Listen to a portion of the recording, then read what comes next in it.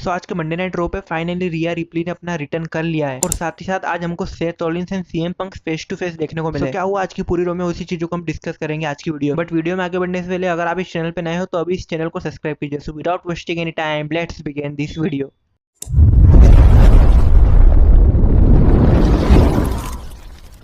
सो आज की शो की स्टार्टिंग ही हमको सीएम पंक के साथ देखने को मिल जाती है और आज की क्राउड उनको बहुत ज्यादा सपोर्ट भी कर रही थी। सो वो रिंग में आते हैं और आज सबसे पहले तो वो जॉन सीना के बारे में बात करते हैं कि मैं उसको कांग्रेचुलेट करना चाहता हूँ उसके रिटायरमेंट पे, और साथ ही साथ वो एक बहुत ही ग्रेट रेसलर है और मैंने बहुत सारा टाइम उसके साथ इस रिंग में भी बिताया है और मैं आगे भी उसके साथ कुछ और चीजें करने के लिए इंटरेस्टेड रहूंगा। और फिर वो बात करने लग जाते हैं ड्रू मैकिंटायर के बारे में कि जैसे अगर कोई किसी को परेशान करता है तो उसके साथ ऐसा ही होता है जैसा ड्रू मैकिंटायर के साथ हुआ, जो मैंने उसके साथ करा मनी इन द बैंक में, बिकॉज वो ये सभी डिजर्व करता है। बट फिलहाल तो आज की रो से सस्पेंड है, बट आज वो अगर यहाँ तो मैं आज भी उसकी धुलाई कर सकता था। बट तभी हमको वहाँ सेथ रॉलिंस का थीम सॉन्ग प्ले होता हुआ दिखता है, जिसको सुनने के बाद सीएम पंक तो अनाउंसर टेबल पर ही चले जाते हैं और फिर सेथ रॉलिंस रिंग में आ जाते हैं और फिर सेथ रॉलिंस सीएम पंक से बोलते हैं कि तू वहाँ क्यों चले गया, तू तो सेंट्रल अट्रैक्शन है ना और तेरे को तो लोगों की स्पॉटलाइट छीनने में मजा आते हैं ना, तो तू चुपचाप रिंग में आता है कि मैं तेरी धुलाई करने में आऊँ। और उसके बाद सीएम पंक रिंग में चले जाते हैं और फिर सेथ रॉलिंस सीएम पंक से बोलते हैं कि देखो मेरे बिजनेस में इंटरफेयर करने की क्या जरूरत थी, चलो ड्रू मैकिंटायर था क्योंकि उसका समझ में आता है क्योंकि उसने मनी इन द बैंक जीता था, पर तू क्यों आया। जिसपे सीएम पंक सेथ रॉलिंस को बोलते हैं कि मेरा कोई तेरा मैच बिगाड़ने का इरादा नहीं था, पर उसने मेरे वाइफ और मेरे डॉग का लिखा हुआ ब्रेसलेट ले लिया था जो कि मेरे को बहुत ही प्यारा था, और साथ ही साथ वो मेरी फैमिली के बारे में अनाप शनाप बोल रहा था, तो ऐसे में मेरे को ये सब करना पड़ा, पर मैं फिर भी तेरे से सॉरी बोलता हूँ। जिसपे सेथ रॉलिंस बोलते हैं कि अगर तू उस दिन वहां नहीं होता तो मैं आज वर्ल्ड हेवीवेट चैंपियन होता, और मैं जानता हूँ कि तू अभी भी मेडिकल क्लियर नहीं हुआ होगा, तो फिलहाल तो मैं तेरी धुलाई नहीं कर सकता, पर आगे तूने कुछ और ऐसा किया तो मैं तेरी 12 बजा के रख दूंगा। और उसके बाद सेथ रॉलिंस वहां से चले जाते हैं। तो यहाँ से आगे हमको डेफिनेटली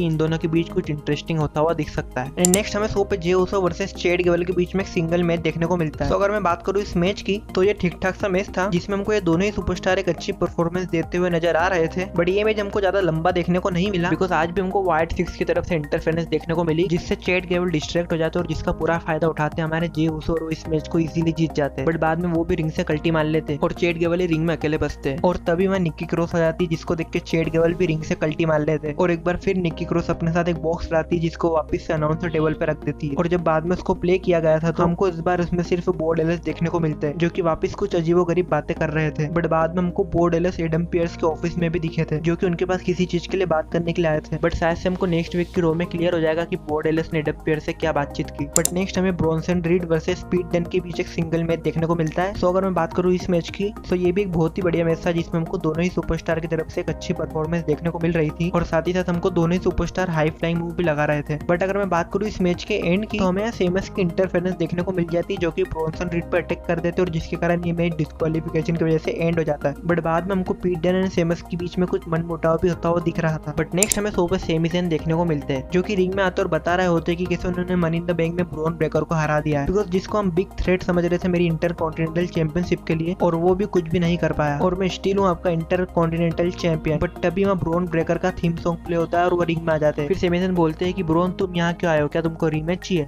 फिर ब्रॉन ब्रेकर बोलते हैं कि तुम पहले ऐसे बनते हो जो कि लोकर रूम में अपने आप को बोल सकते हो कि मैंने ब्रॉन ब्रेकर को हरा दिया, और आगे वो कुछ बोलने जा ही रहे होते हैं, बट तभी वो अचानक से सेमी ज़ेन को एक स्पेयर हिट कर देते हैं और तभी वहाँ सभी ऑफिशियल्स आ जाते हैं सेमी ज़ेन को बचाने की। बट बाद में वो रिंग साइड पे एक और स्पेयर हिट कर देते हैं सेमी ज़ेन को, जिसपे इस बार ड्रैगन भी सेमी ज़ेन को बचाने के लिए बाहर आ जाते हैं। एंड नेक्स्ट हमें the Judgment Day versus the Awesome Truth and Braun Strowman के बीच में एक 6 मैन टैग टीम मैच देखने को मिलता है। सो अगर मैं बात करूँ इस मैच की तो ये भी एक ठीक ठाक सा मैच था, बट इस मैच के एंड में ब्रॉन स्ट्रोमन जेडी मैकडॉनल्ड के पीछे क्राउड के पीछे कहीं भाग जाता है, जिसका फायदा हमारे फिन बेलर उठाते हैं और वो आखिरी में आर-ट्रूथ को अपना फिनिशिंग मूव कोरियोग्राफ लगा के इस मैच को इजीली जीत जाते हैं। नेक्स्ट हमें ब्रॉन ब्रेकर वर्सेस ड्रैगन के बीच में एक सिंगल मैच देखने को मिलता है। सो अगर मैं बात करूँ इस मैच की तो ये भी एक बहुत ही बढ़िया मैच होता है जिसमें हमको दोनों ही सुपरस्टार की तरफ से अच्छी परफॉर्मेंस देखने को मिलती है और ये मैच ज्यादा लंबा नहीं चलता क्योंकि ब्रॉन ब्रेकर इस मैच को डिस्क्वालिफिकेशन की वजह से एंड कर देते और सेमी ज़ेन पे आ जाते हैं, जो कि आते से ही ब्रॉन ब्रेकर पर अटैक कर देते हैं, बट आखिरी में इन दोनों से ही कुछ नहीं हो पाता बिकॉज ब्रॉन ब्रेकर उल्टा इन दोनों पर ही अटैक कर देते हैं। नेक्स्ट हमें द डैमेज कंट्रोल वर्सेस केडन कटाना एंड लायरा वोकरिया के बीच में एक 6 मैन टैग टीम मैच देखने को मिलता है। सो अगर मैं बात करूँ इस मैच की तो डैमेज कंट्रोल इजीली इस मैच में तीनों सुपरस्टार को हरा देते हैं, बट वो जैसे ही अपनी विक्ट्री सेलिब्रेट कर रहे होते हैं तभी पीछे से जो स्टार्क, सेना बेजलर एंड सोनिया डेविल आ जाते हैं और वो तीनों ही सुपरस्टार पर अटैक करने लग जाते हैं। सो आज रो पे सोनिया डेविल ने भी अपना रिटर्न कर लिया और साथ ही साथ जो स्टार्क और सेना बेजलर को भी ज्वाइन कर लिया। नेक्स्ट हमें शो का मेन इवेंट देखने को मिलता है जो कि होता है mix tag team match Liv Morgan and Dominik Mysterio versus Rey Mysterio and Zelina Vega के बीच में। तो अगर मैं बात करूँ इस मैच की तो एक बहुत ही इंटरटेनिंग मैच होता है जिसमें हमको चारों सुपरस्टार की तरफ से एक अच्छी परफॉर्मेंस देखने को मिलती है और हमको इन चारों ही सुपरस्टार की तरफ से अच्छे हाई फ्लाई मूव भी देखने को मिल रहे थे। बट अगर मैं बात करूँ इस मैच के एंडिंग की तो लिव मॉर्गन डोमिनिक मिस्टीरियो को डिस्ट्रैक्ट कर देती है, जिसका फायदा हमारे डोमिनिक मिस्टीरियो उठाते हैं और रे मिस्टीरियो को एक स्प्लेश लगा के इस मैच को जीत जाते हैं। तो इसी के साथ पहली बार डोमिनिक मिस्टीरियो ने रे मिस्टीरियो को पिन कर लिया, बिकॉज इससे पहले रे मिस्टीरियो ने डोमिनिक मिस्टीरियो को सभी मैचेस में हरा रखा है। और मैच खत्म होने के बाद हमको डोमिनिक मिस्टीरियो और लिव मॉर्गन के बीच में वापस से सीन देखने को मिल ही गया था जिसमें वो एक दूसरे को किस करने ही वाले थे। बट तभी हमको सरप्राइजिंगली रिया रिप्ली का थीम सॉन्ग प्ले होता हुआ दिखता है और उस वक्त डोमिनिक मिस्टीरियो का चेहरा देखने लायक था और लिव मॉर्गन भी वहां से भाग जाती है। और उसके बाद हमको रिया replay and Dominik Mysterio ring में अकेले देखने को मिलते हैं और साथ ही साथ रिया रिप्ली को डोमिनिक मिस्टीरियो पे बहुत ज्यादा गुस्सा आता है। तो यहाँ से हमको आगे इनकी स्टोरी लाइन और भी इंटरेस्टिंग होती हुई दिखेगी। बट आपको आज की मंडे नाइट रॉ कैसे लगी नीचे कमेंट सेक्शन में जरूर बताइएगा। तो आज की वीडियो इतनी, अगर वीडियो आपको अच्छी लगी हो तो नीचे लाइक का बटन जरूर दबाइएगा और अगर आप चैनल पे नए हो तो अभी सब्सक्राइब कीजिए। तो मिलते हैं नेक्स्ट वीडियो में किसी और इंटरेस्टिंग टॉपिक के साथ, तब तक के लिए बाय बाय।